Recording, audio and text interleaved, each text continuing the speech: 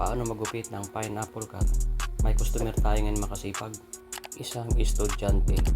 Nababagay ito sa kanyang ulo mga kasipag kasi tinitingnan ko rin yung hugis ng ulo bago ako magupit.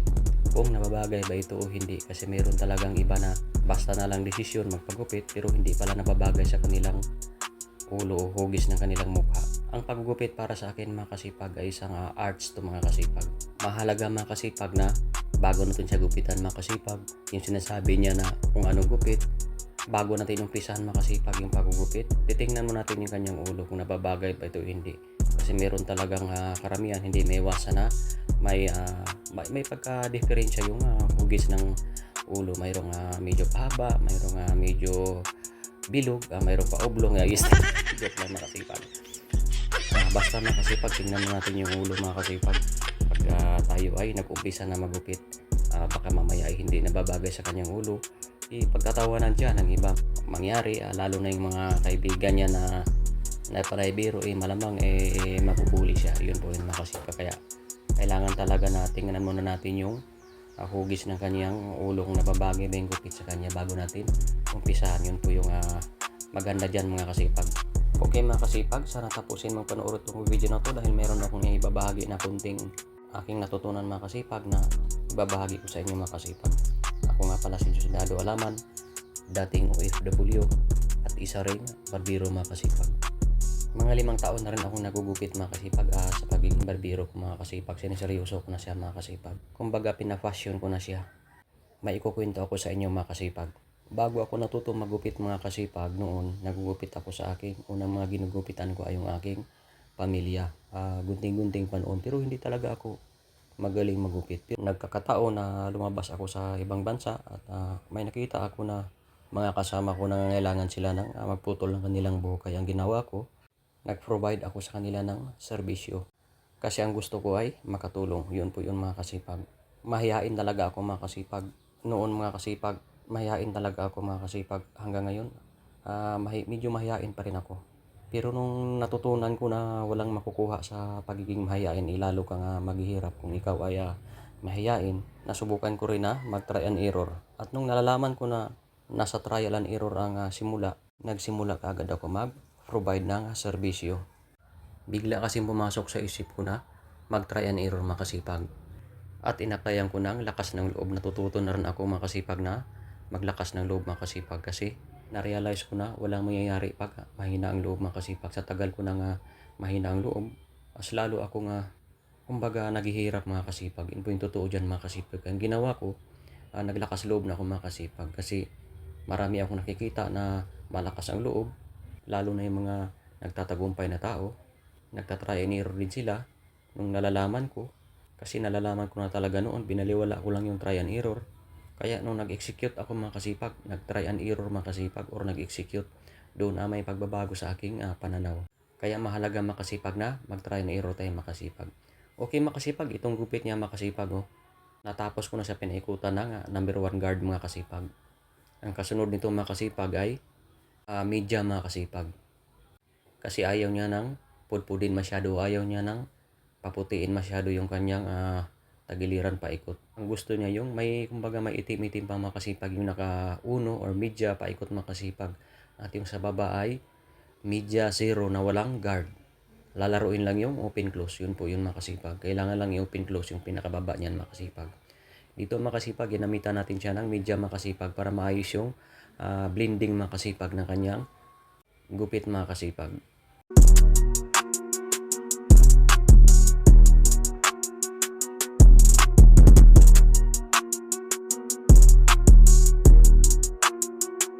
Ayan ang makasipag. Nakita na yung purma makasipag, yung kunyang blending paikot. Yung pinakababa niyan makasipag, titirahin ko siya ng open close makasipag. Lalaruin lang natin makasipag yung lever guard makasipag. Wala na siyang guard.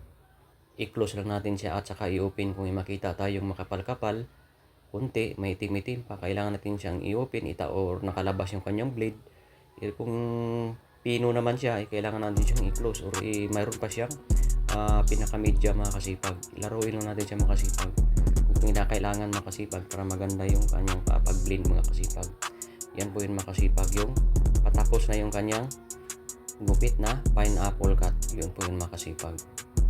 Yan, kailangan na natin siyang laruin mga kasipag, yung open close. Yan mga kasipag, kailangan natin na magana yung kamay natin, kasi kung mabigat yung kamay natin, yung mga customer ay masasaktan mga kasipag, lalo na yung pag hawak natin ng ulo mga kasipag o tayo ng mga kasipag. Kailangan ay dahan-dahan lang para hindi masaktan yung customer, kasi mayroong iba talaga na masilan mga kasipag. Ang mangyayari dun mga kasipag, pag nasasaktan sila mga kasipag, mangyayari mga kasipag ay hindi nababalik mga kasipag yung customer natin mga kasipag, o sa iba na magpapagupit yun mga kasipag. Kahit maganda yung paggupit natin, kung mabigat naman yung pagdiin natin ng ating kamay sa kanyang ulo, o yung paggamit natin ng mga tools na gaya ng clipper, pag nasasaktan yung customer o nabibigatan, ang mangyayari ay yung customer ay may tendency mga kasipag na yung customer ay hindi na babalik. Yun po yung mga kasipag. Kailangan na panatilihin natin na magaan yung kamay natin o smooth.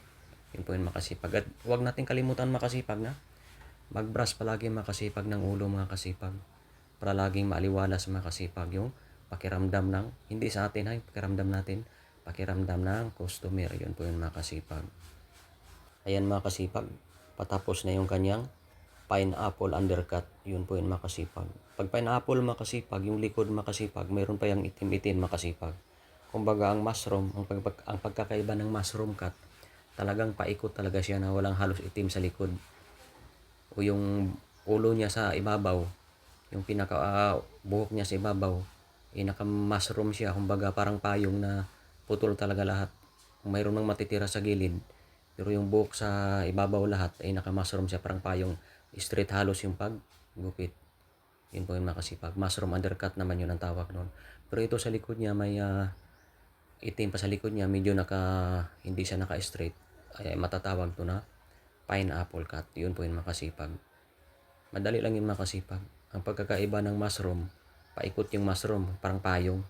Halos walang natira sa likod. Ito naman pineapple, kumbaga parang mayroon pa siyang natitira na itim sa, o kahit mahabang buhok sa likod. Hindi siya masyado tuwid yung paggupit. Mayroon siyang pa-curve na konti. Kasi mayroong iba na gusto rin niya, nababagay rin sa kanilang ulo gaya nito. Kasi pag i-mushroom natin to, magmumukha na siyang General na mga kasipag. Magmumukha na siyang si General MacArthur. Joke lang mga kasipag. Yun po yung totoo dyan mga kasipag.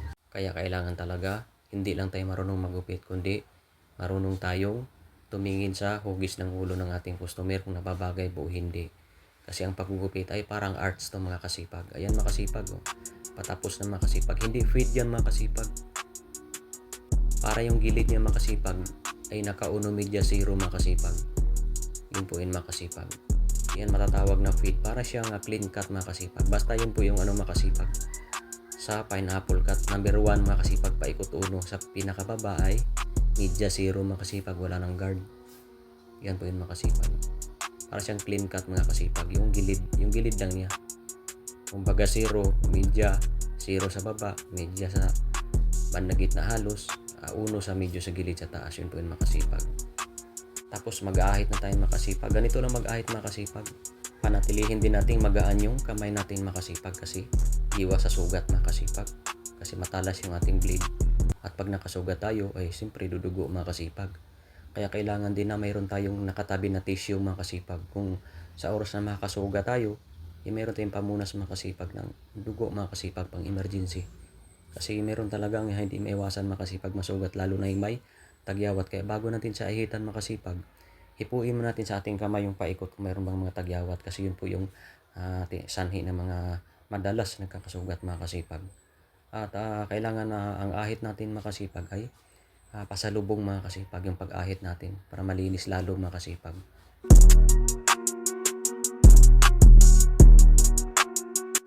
Magugunting na tayo makasipag. Guguntingin na natin yung taas makasipag. Huwag natin kalimutang basahin siya lagi pag gumamit tayo ng gunting, para ganda yung pagkakagunting, kasi mayroong mga buhok na hindi matuwid. Yan ganyan makasipag. Ganyan ako magbawas sa taas makasipag. Oh. Yan ganyan ako magbawas makasipag. Para mabilis siya bawasan makasipag, kailangan natin siyang basahin yan. Sinasabi ko makasipag. Kailangan natin siya nang bawasan sa taas ng parang nakaliyer makasipag, para maganda yung bagsak na kanyang buhok. Ganyan na po magbawas sa taas mga kasipag. Yan. Ganyan lang mga kasipag. Yan. Ganyan lang kadali mga kasipag. Yan. Ganyan lang mga kasipag. Yan.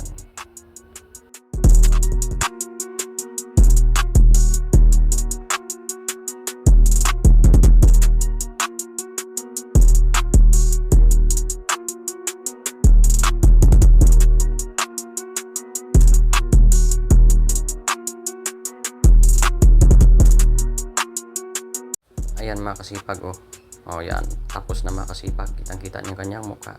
Ayan mga kasipag, natapos na kanyang pineapple cut mga kasipag. Ganyan lang mga kasipag magupit ng pineapple cut, hindi siya masyado mahirap mga kasipag. Ayan mga kasipag. Okay mga kasipag, kung nagustuhan mo yung video na to mga kasipag, pwede mo akong i-like, comment, and share or subscribe sa our YouTube channel or click the bell button below para ma-notify ka sa mga bago ko ng video na i-upload. Okay mga kasipag, nasa Diyos ang awa, nasa tao ang gawa. Okay mga kasipag, maraming salamat sa panonood. Hanggang sa muli.